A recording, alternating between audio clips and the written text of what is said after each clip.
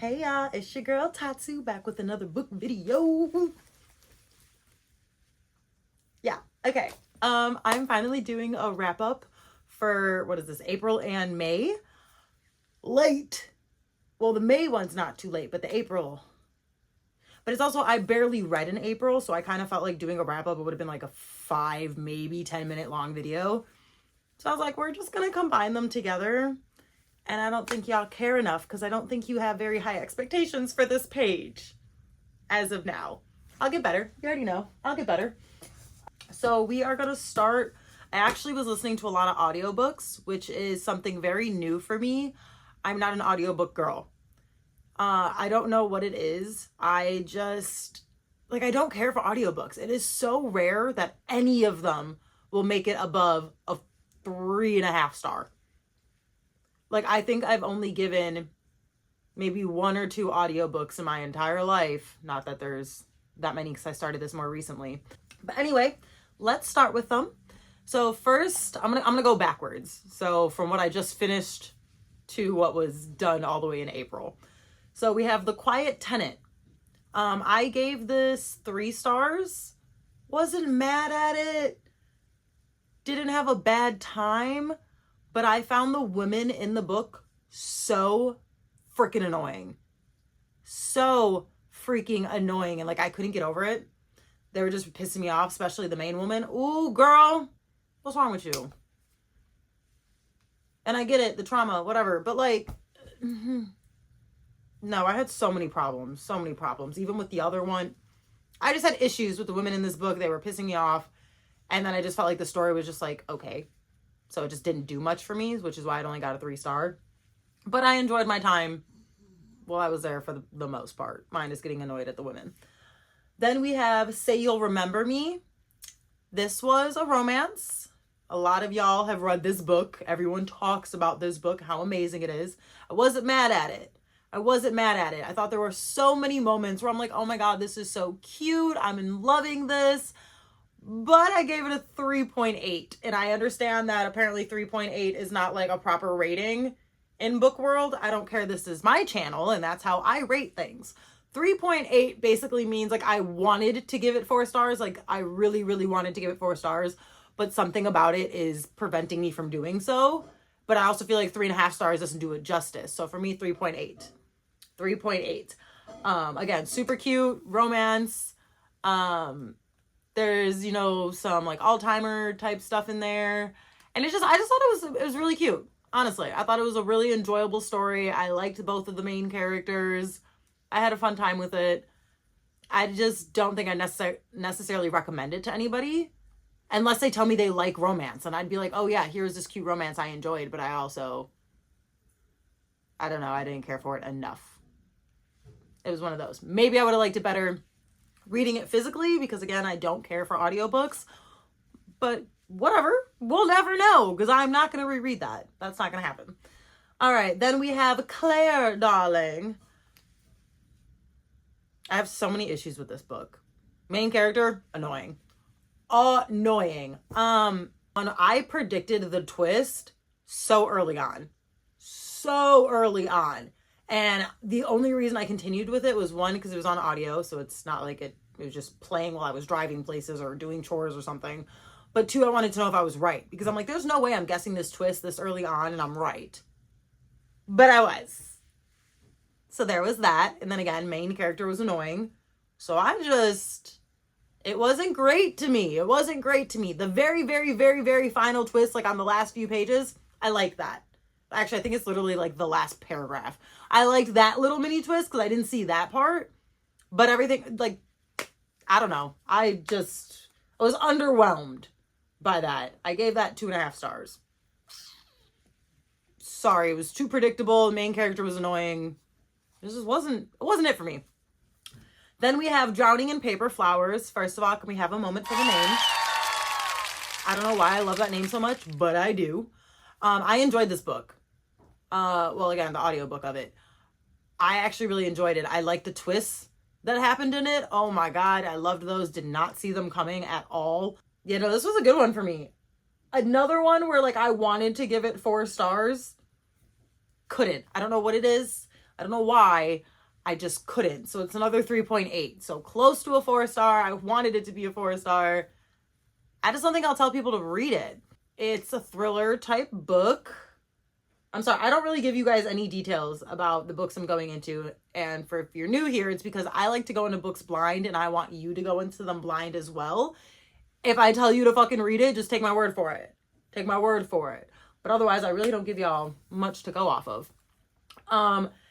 Anyway, yeah, it's like a thrillery type book. Kid gets kidnapped. And that's as much as I'll give you on that. Claire Darling, I'll go back because I didn't do this.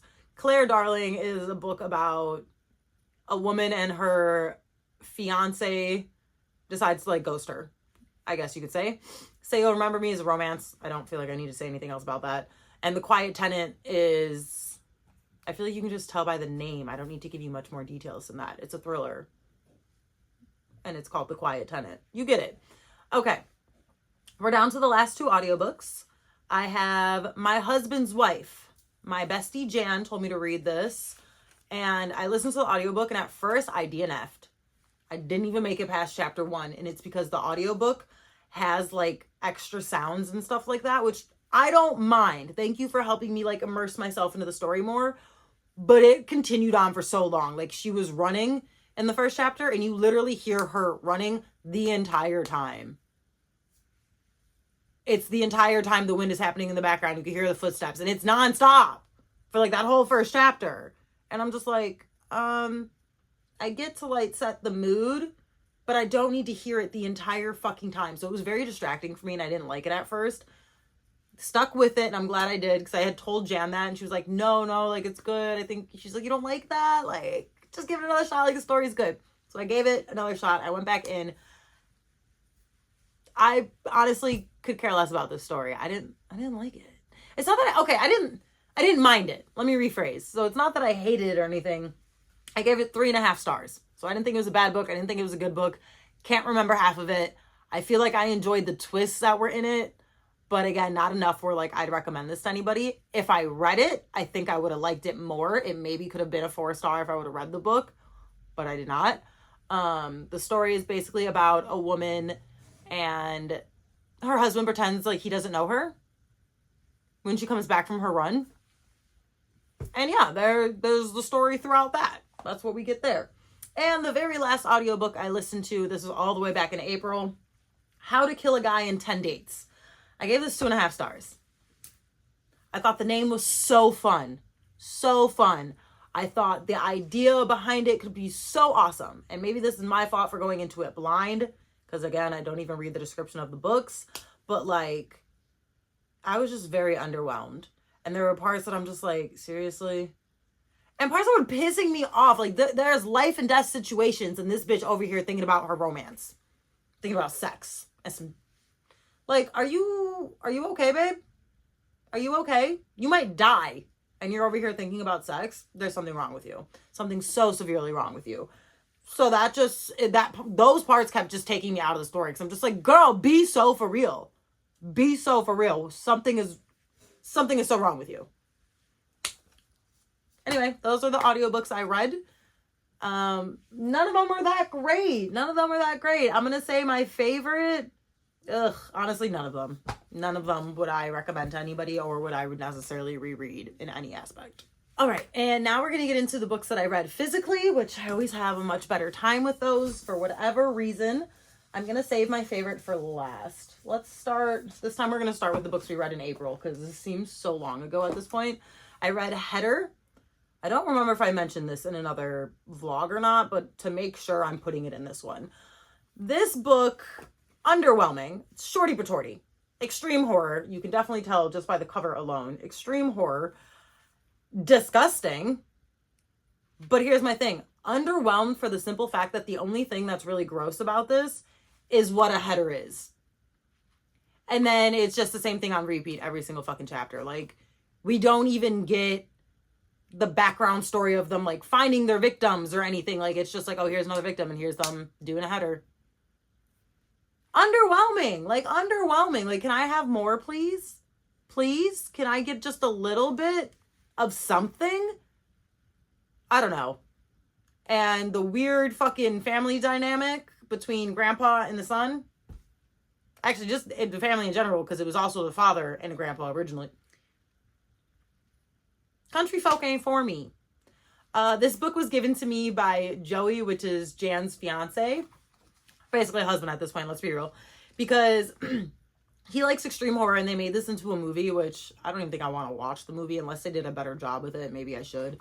But it's written, he couldn't read this because it's written like how country folk talk. So like real hillbilly type shit. I'm trying to find an example, and of course. But whatever. Point is, he didn't like the writing. I don't blame him. I kind of like books that do that now, that the English isn't like proper, but it's because that's how the character would speak. I'm kind of enjoying books that do that. So I didn't mind that at all. I was able to read that. But yeah, it was just kind of boring. Like, I was, again, just underwhelmed. Like, a header is fucking disgusting. I get it. But, like, give me anything else with it. That's how I felt. This next one. If you watched my Europe vlog, you've already seen me talk about this. But, oh my God. Wait, first of all, header. At this point, I don't even remember what I gave this. I think probably 3.5 stars. Maybe just 3 stars. Actually, I think it was 3 stars. No way it got higher than that.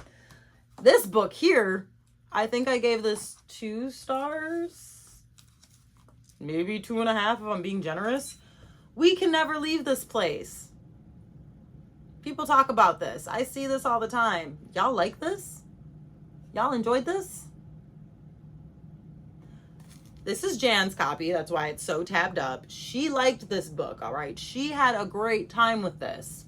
She gave it 5 stars if I'm not mistaken. I hated every moment of this book. Every moment of this book. And then after talking to Jan and Joey, because they both read it and they both enjoyed it, I mentioned how much I didn't like this. And apparently I'm taking things too literally. Like, the things that happened in this book weren't literal. They were supposed to, like, translate. So I guess this book just went over my head. Like, crazy style. But I also don't get, if it wasn't literal with some of the things that were happening, I don't even understand the story then.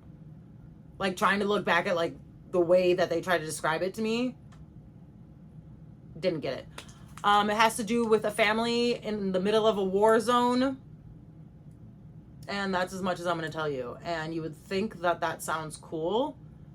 But weird shit with bugs that I just couldn't get over. And again, I'm not a person that's like, oh, bugs are so scary or something. Like, it was just, who the fuck came up with that? Who came up with that? And again, if it's not literal, then okay, I just don't understand what I was reading. But I don't get how there was any way this shit wasn't supposed to be literal.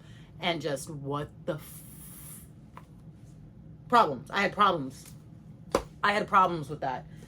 Anyway, next I decided to DNF this book, The Turner Diaries. If y'all have read or watched, I don't even know what vlog this one is in at this point.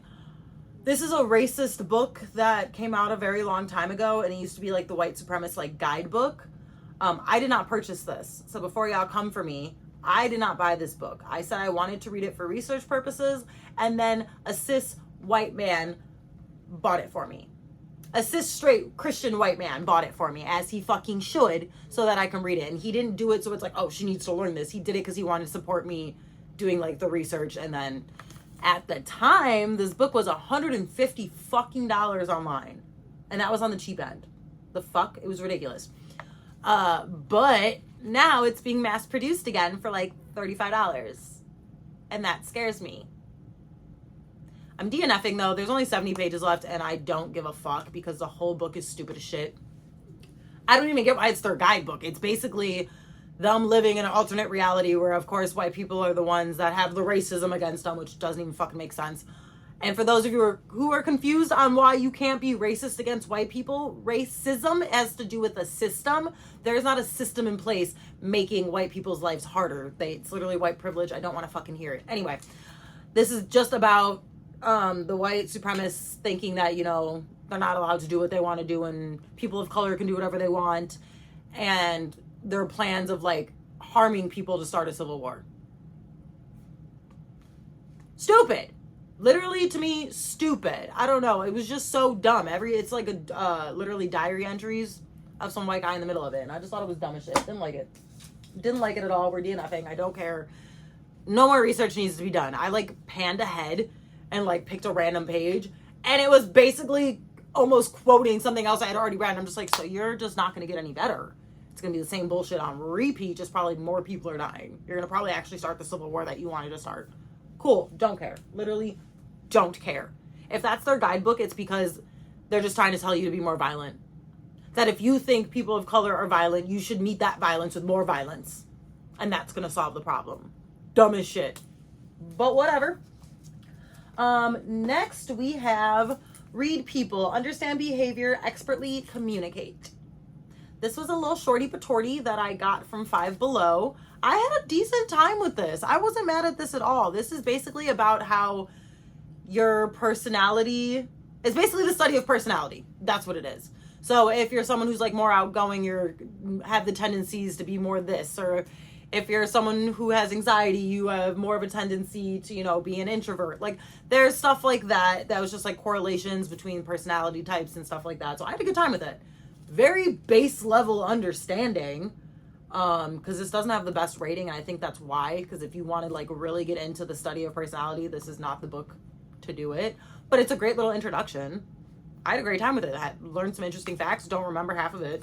Not gonna lie, I read it kind of fast. But I marked up those facts, and I can obviously tune back into them if I'm interested. I thought it was cool. Next, we have a book that Joey got me. Thank you, Joey. The Little Book of Conspiracy Theories. Anyone who doesn't know, you're going to know now. I'm a tin hat girly. All day, baby. Like big old tall cone type pin hat. Tin hat. All right. Tin hat. I had a good time with this. I knew, I'm going to say 80% of the conspiracies that were in here. And the thing that sucks though about it was that I knew more about the conspiracies than what was in this book. And I get it, it's a shorty but torty, like a quick little read. It's not supposed to go too crazy, but like there are so many things where I'm like, well, you should have mentioned this, this, and this. Even if you didn't go into detail, like these are things that prove even more, gives you more to think about than what you mentioned. There were very few things in here that I didn't already know. But yeah, no, it was a cute little book. If you want to feel a little crazy or think other people are crazy, go ahead and read this. But honestly, this shit's not conspiracies. This is just what they do. This is a book of telling on the government, basically. Next, we have the book I just finished, even though I started this a while ago, so you've seen it in a few vlogs. A Long Way Gone. Oh my God, this book was amazing. I gave this 5 stars. And the only reason it took me a long time to get through this is because every page breaks your heart. Every page is so tough to read and get through. It just hurts. Like this poor child, the life that this man had to live. Oh my God, I'm so sorry. I'm so sorry. And it's all real. This is not a made up book, right? So like it was a lot to try to get through fast. Like I couldn't do it. Every time that you thought, oh, finally they're getting like a break, a page later, no, they're not. No, they're not. Something else horrible is happening. Memoirs of a Boy Soldier. I don't need to tell you much more besides that. 5 stars. Great read. Annotated the crap out of it. So emotional. So definitely don't, if you're someone who has like, you get very emotional and you don't like reading traumatic ass shit, don't read this because it is very gruesome and very traumatic. And I'm someone who can handle that shit. And I was even like, I need to put this down. We need to not read this right now. It was a lot. Then we have, which you've seen in a few vlogs, prequel. An American Fight Against Fascism. So obviously, nonfiction. I gave this 5 stars. 4 stars? 5 stars. One of the two. 4.5 stars, we'll say. I don't remember. American Fight Against Fascism. I feel like it was 5. Anyway. I don't need to give you much detail besides that. The reason she calls it prequel is because this was written after Trump's first term. So before his second. And it was basically a warning that if we don't learn from the history of when fascism was happening in America and in Germany and all that, then like it will happen again and come back worse, which is exactly what is happening right now in 2026. If you support Trump, please get the fuck off my page. And I say that with the utmost disrespect. If you support this administration in 2026, get off my page right now. I'm not for you. Okay, thank you. Bye. Yeah, we are a fascist ass country at this point. There's no way around that. If you learn the history, it makes sense. First of all, I've read other books that are written by people who know Trump personally, and he idolizes Hitler. Apparently, he wasn't the only American to ever do so, though. So this book touches on that and how fascism was absolutely in America before. My light just died. Fuck, hold on. Okay. We're back in business. Anyway, I don't remember where I left off. Point is, we live in a fascist country right now. America used to be fascist. Before the war, like, we acted, if you don't know American history, we really didn't give a shit that the Holocaust was happening. We got involved for the war for selfish reasons, and there was a good portion of Americans that actually supported what Hitler was doing. Because make Germany great again. Where do you think we got that from? Okay. Anyway, 5 stars. Highly recommend. And then we're going to end with my absolute favorite book that I read in the past 2 months. It's definitely top 2 books I've read for the year. Might be even one of my favorite books I've ever read. I don't even have my copy. I'm about to show you Jan's copy because I gave my copy to my sister so that she could read it because that's how good it is. I was like, you immediately need to read this. Immediately need to read this. Anyway, The Invisible Life of Addie LaRue. Oh my God, it was so good. I love you. Yeah, this was amazing. This was amazing. The writing, mwah, top tier. The story, like the plot, the idea behind it. Oh my God, I loved that. I thought it was so original. I thought it was so cool. Again, the writing was so freaking beautiful. I loved the ending, which I don't think everyone does, but I thought it was actually freaking amazing. This was great. This was great. I loved this. I highly recommend everyone to read this. I can't really I don't want to give you too much detail. So I'm going to say is a woman wants to not live the life that she was currently heading down. So she decides to basically pray to some gods that come out after dark. And she gets her wish. Okay, read that. Read that. It's so freaking good. Oh my God, I loved. But that's it. That's the wrap up. We had a total of 6 audiobooks, which no, I'm not going to like translate the pages into physical pages. It is what it is. I didn't actually read it. I listened to 6 audiobooks. I read 7 physical books with a total of 1,419 pages, which is way under what I would like. My goal every month is to read 1,000 pages per month. So the fact that that's not 2,000 pages is kind of gross. But I did go to Italy for 2 weeks and I barely got to read when I was there. So it is what it is. I feel like that kind of makes sense. But yeah, thanks for tuning in. Also, I look like this because I just came from a gig. So if I look a little crazy, sorry. Did not have time to film beforehand. I don't plan accordingly and I was running late. But yeah, how's the biker look work? How's the biker look working for y'all? Gang, gang. First of all, it should be this, not this. But I do love you guys. And thank you for tuning in. Mwah, mwah, mwah. See you next time.